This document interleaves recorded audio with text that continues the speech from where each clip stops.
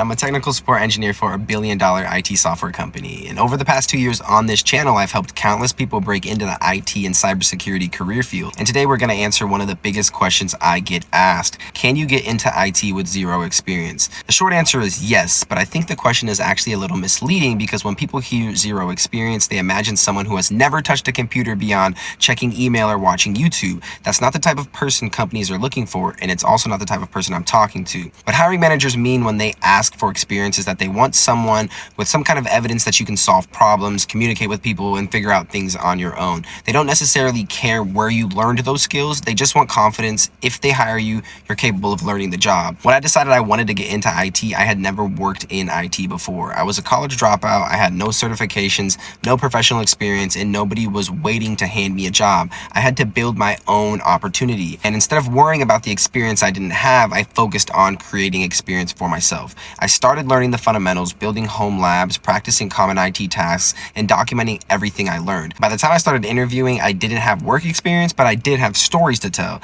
and that's the biggest difference. Companies don't expect every entry-level candidate to know everything. If they did, they wouldn't be hiring for entry-level positions. They're looking for someone who is curious, coachable, and willing to put in the work. And the easiest way to prove that is by showing what you've already been doing on your own. That's why I'm always talking about building a tech portfolio. If you set up Windows in a virtual machine, created user accounts, practiced Active Directory, learned basic networking, or troubleshot problems in your home lab, document it. Take screenshots, record short videos, explain what you've learned. Now, when someone asks what experience you actually have something meaningful to talk about. Think about it like this. Imagine you're hiring someone to remodel your kitchen. One person tells you they've never remodeled a kitchen before. The other person says they've never done it professionally, but they've built 10 kitchens in their garage and they can show you pictures of every single one.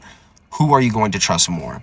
Probably the second person, and that's exactly what a tech portfolio does. It gives employers proof that you've been practicing even if nobody's paid you to do it yet. Now, eventually you're going to start applying for jobs and you're going to notice something that scares almost everyone. Nearly every job posting asks for 1 or 2 years of experience. The first time I saw that, I thought there was no point in applying. But here's what I've learned after working in this industry. Those job descriptions are usually describing the ideal candidate, not the minimum candidate. If companies only hired people who already had experience, nobody would ever get their first IT job. Someone has to get hired first. The question is, why can't that someone be you? Your goal isn't to be the most experienced person applying. Your goal is to be the person that shows the most initiative. Show that you've invested your own time into learning. Show that you're passionate about technology. Show that you enjoy solving problems. Those qualities are incredibly valuable because technical skills can always be taught. That's exactly what happened during my interviews. I wasn't answering questions based on years of experience. I was answering them based on everything I'd been practicing in my home lab. I could explain my projects, walk through my troubleshooting process,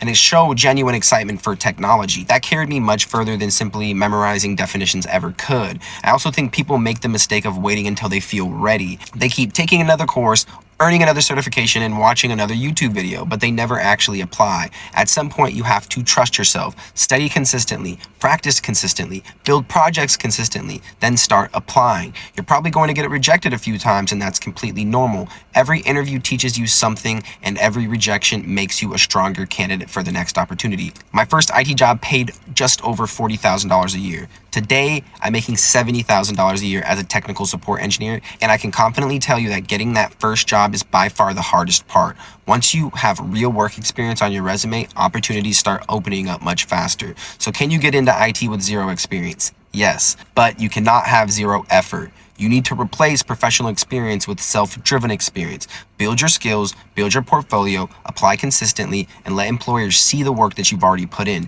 That's exactly what I did, and it's what I've watched countless other people do over the past 2 years.